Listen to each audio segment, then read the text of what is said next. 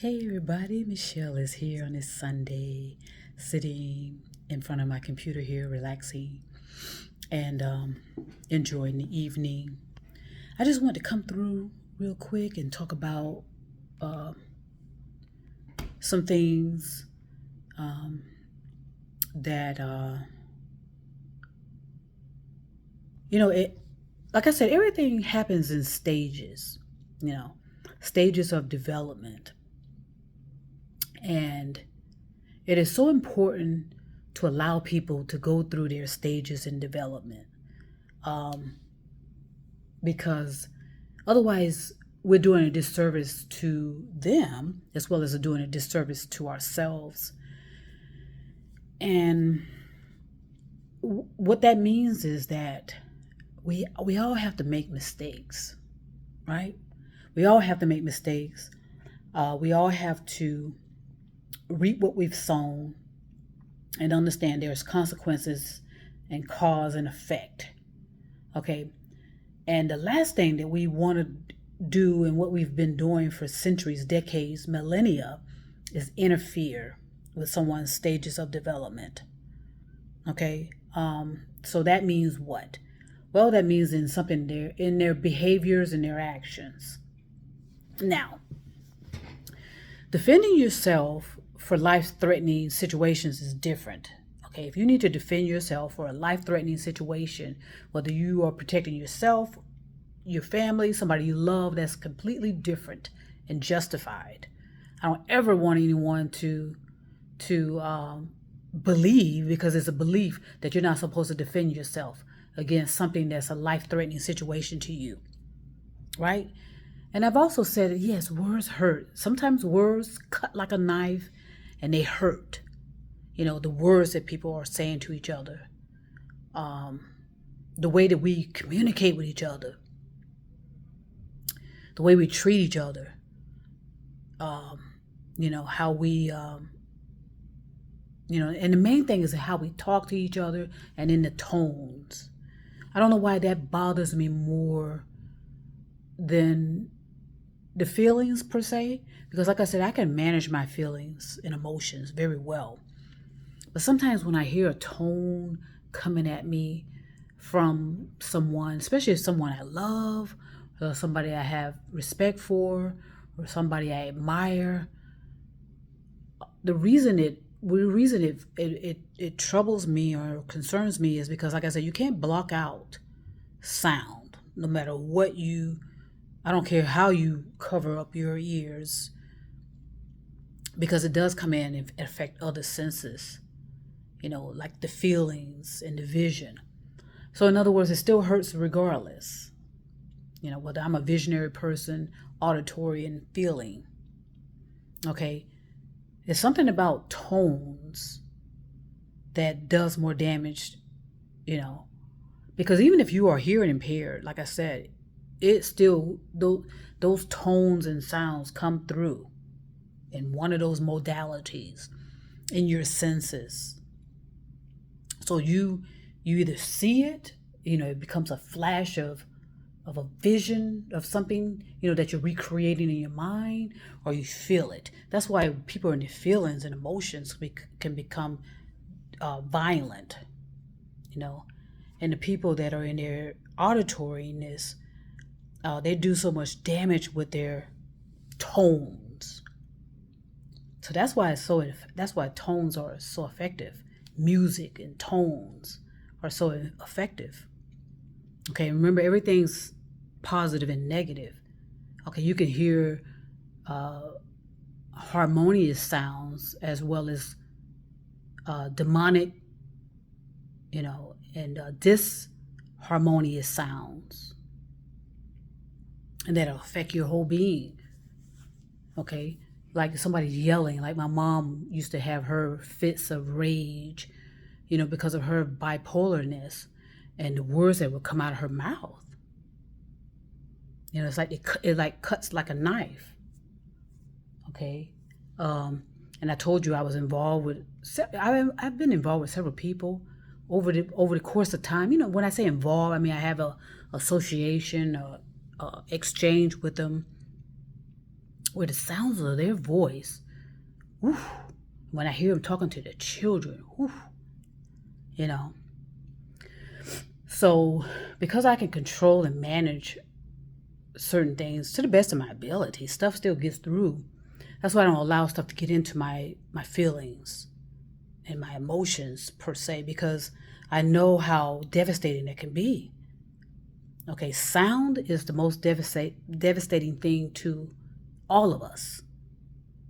Okay, and so that's why I caution so many people that are auditory to understand the importance of sound and how you sound. But a lot of auditories are not paying attention to their sounds because they're paying attention to what they're saying. They're so enamored and so so focused on what they're saying. They're not paying attention to how necessarily the effects of it and how it feels and how it's seen. So a lot of people, like I said, a lot of people are talking all over the social media platform, and they're saying so many things. And I mean, and if you just sit back for a moment and observe, there's always a reason for it, and it's usually attention based. You know, they're seeking some type of attention. They're seeking some type of because there's billions and billions and billions of people on this planet. Okay, massively overpopulated. So you can easily get lost in the, as they say, lost in the sauce. I don't know who said that. I just heard someone say that. Get lost in, you just get lost in the massiveness of all of everything that's going on. And I think what's mostly affecting us is sound. This sound is the most effective and can cause the most harm. And how we are sounding and how we are, because I can remember, like I said, as a young girl, dealing with, many experiences going on in my life, and listening to someone's words. And for a visual person, what we do usually is attempt to recreate it in our minds, in our vision as whoa, in the words, if you say something so devastating and harmful, we're creating that, and we are affected by it, just as somebody's in their feelings and emotions. And usually with the auditory person, they become more disconnected sometimes from the reality of sound, because they get so like I said, so engrossed sometimes in themselves, and they don't recognize what else is going on around them, and how they're affecting everything around them, like I said, that tone, and that and that's why music is so powerful, and the sound of the tones, her sounds, the oscillation of tone.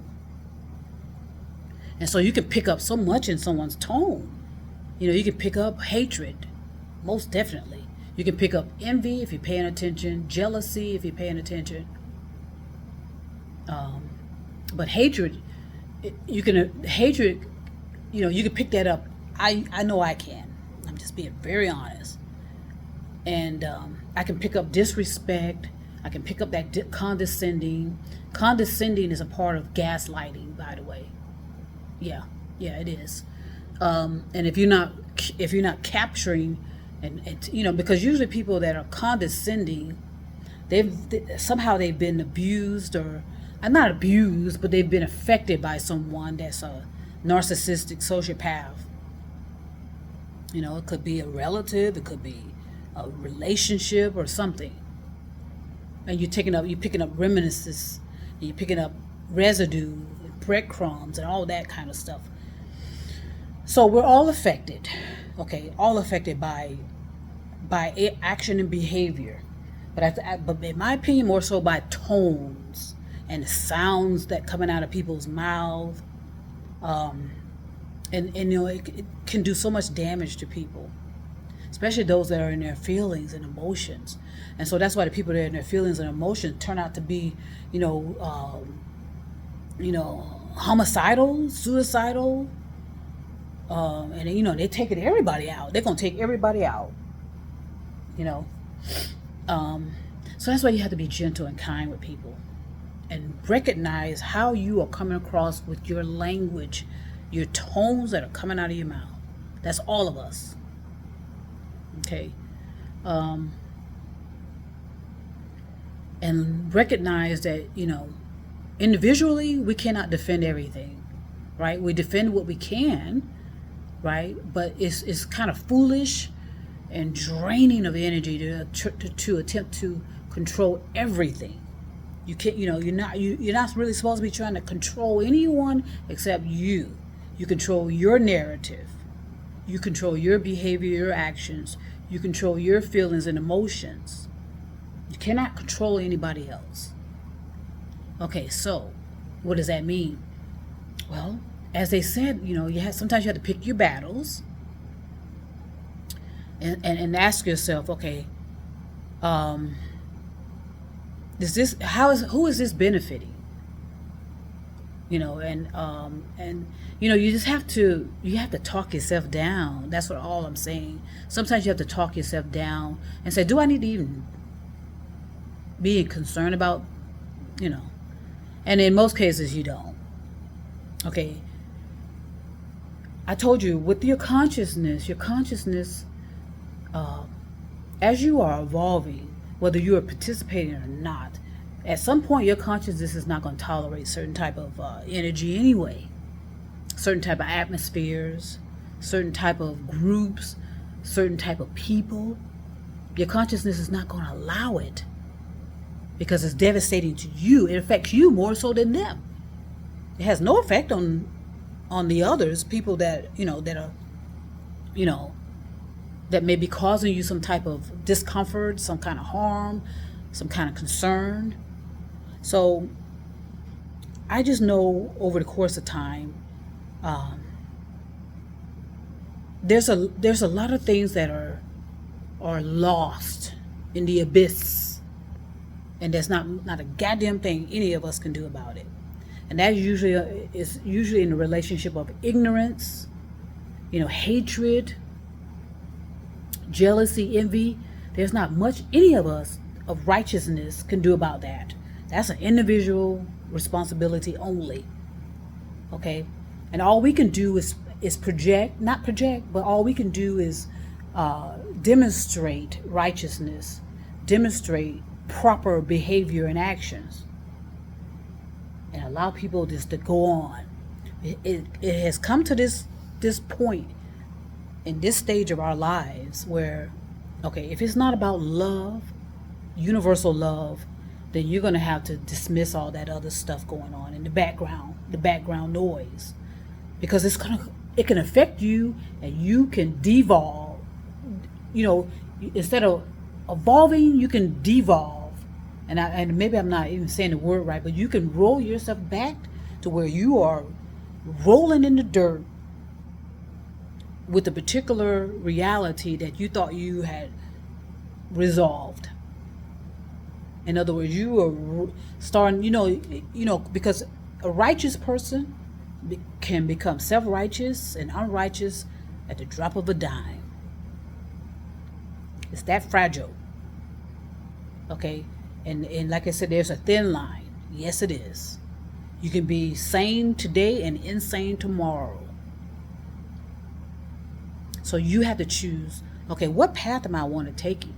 Do I want to keep looking back and worrying about what's happening here and what's happening there after I've developed myself to this point in my life?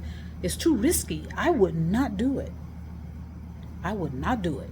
And like I said, I value my development, but it's not worth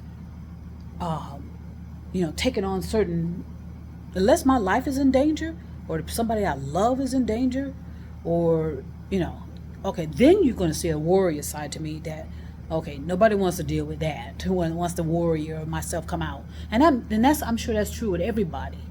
You push somebody to a certain point where it's about self-preservation.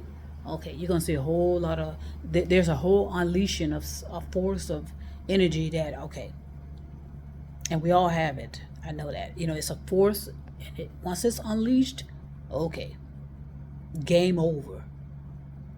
But I'm not gonna allow anyone to get me to that point. But like I said, if I have to defend somebody I love, or defend myself, okay, yeah, it's coming out. There's no holding back until the problem is neutralized, honey. You know, you know. So I'm picking up a whole lot of energy, going on and being said. And I'm concerned. I get annoyed. But then at the same time, I mean, it's not anything that I'm not surprised about. But again, the energy of our thoughts are going to put us where we need to be. And if we developed ourselves, we're going to be where we want to be. But that want to be can easily, slip you back into, behaviors and actions you thought you had resolved. Quick snap of a finger. So that's why you don't want to get involved. That's why you don't want to attempt to defend certain things that people are saying or doing that not necessarily is about you. Now, if somebody's talking to you directly, okay, that's one thing. They call your name out and say, hey, blah, blah, blah. You choose whether you want to challenge that or not, or respond to it or not. You don't have to. Self-will. Free will. Everything's free will. And I'm not going to be concerned about, the ignorance that are coming out of other people's mouths. Okay. Or the bigotry, whether they have this hatred towards alternative lifestyles, the alternative lifestyles, that is the click and bait. If you're paying attention, that's where the income is being generated when people talk about sexuality and who's in whom's bedroom. That's where the money is made. So it's money making topic. Pay attention, okay? So if someone talks about someone's gender, okay, that's more important than talking about peace and love. Trust me. And cohesiveness, okay? Because peace and love is not it's not money generating at all. Okay, but you talk about who's in whom's bedroom. Okay, yeah. That's the fascination. That's the obsession. That's the that's where the degeneracy is. It's who's in whom's bedroom. Okay, how are they having sex? How are these two women having sex? How are these two men having sex? How is this group of people having sex? That's the fascination. That's the degeneracy. That's the sickness that we've developed over the course of time. And with the massive population of people, with the massive population of materialism, and not understanding the energy of all of that. It's too risky to sort of cause you to fall off the wagon, so to speak. You know what I mean? To be worrying about certain information being floating all through the atmosphere, mostly on social media platform, of course. And allowing it to take you out of your development and cause you to, kind of, as I said, fall off the wagon. It's just like an addiction. It's just like when people have this strong addiction to something can easily snap, and they've fallen off the wagon, and they go extreme back into that addiction, to where eventually they're going to be dead. And that's the same thing with consciousness, psyche, you know. So there's a lot of choices that will have to be made. And we're going to have to decide, okay, how are we going to evolve ourselves, elevate our consciousness, but at the same time become logical, rational, and reasonable, and know that there's going to be certain levels of, you're going to have to be in a certain level of like-mindedness and kind of protect that. And if you can assist, but you can't, but I'm going to be honest, I just don't see any clear resolutions to a lot of things that we're faced with. Okay, in other words, the damage has been done, and it's about surviving, and it's more so not so much as a physical surviving, but consciousness survival. Once you cause more harm to your consciousness, to your psyche, you're lost. You're in an abyss, and no one can save you. Okay, and nobody will. So think about what I'll go back to what your intentions are. What is my intentions here? Okay, and what do you need to defend? Like I said, I wouldn't defend anything unless it's life-threatening. I cannot defend against ignorance and hatred, jealousy and envy. All I do is separate myself from that type of energy, and promote love as much as I can, and just have fun with things, and not attempt to resolve stuff that's where the damage is done. And a lot of the damage is done with our interpersonal relationships. I'm going to be really honest with you. I just don't see a resolution. I just don't. But I wouldn't mind just, sharing my thoughts and opinions on it, my theories and opinions on it, with a group of like-mindedness, and, and see how we can make some impact. But remember, we have almost 10 billion people on this planet. We are not even under the best of circumstances. It takes 5 billion people, at least half the population, to save 10 billion. It's just do the math.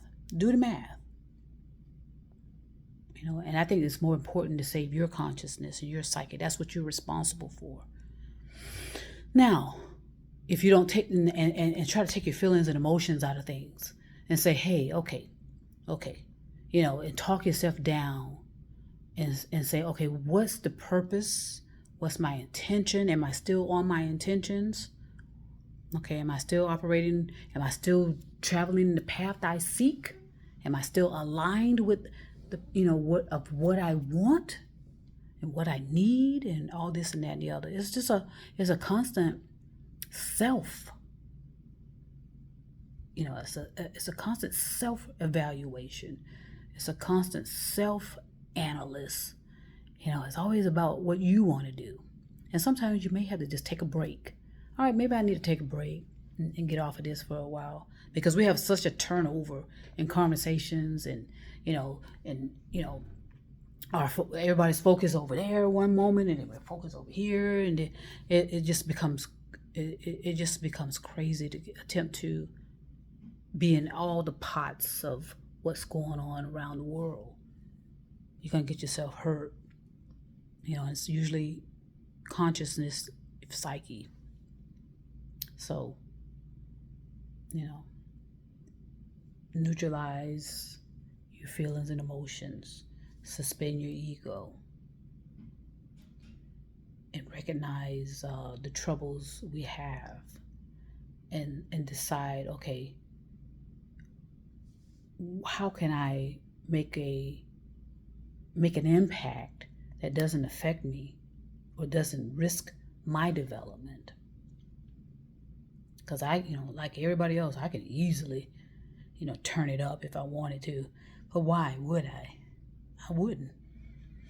I worked too hard to be where I am, to be who I am, and to know who I am and why I am. It took too much. That was too much of a effort, and it's benefited me substantially. And so there's no way I would turn back. No way, Jose. So I just wanted to say that, I just want, those that are doing what you're doing. Remember, you have free will, and remember, you need to protect your consciousness and your psyche always. And know that you can easily slip off the wagon, as they say, and become somebody you thought you had resolved, or become that entity, that personality you thought you resolved and had control over, right? So be gentle, be loving to yourself, and just, fight some of these battles in stages, but a lot of it you're gonna have to just let it go. If they're not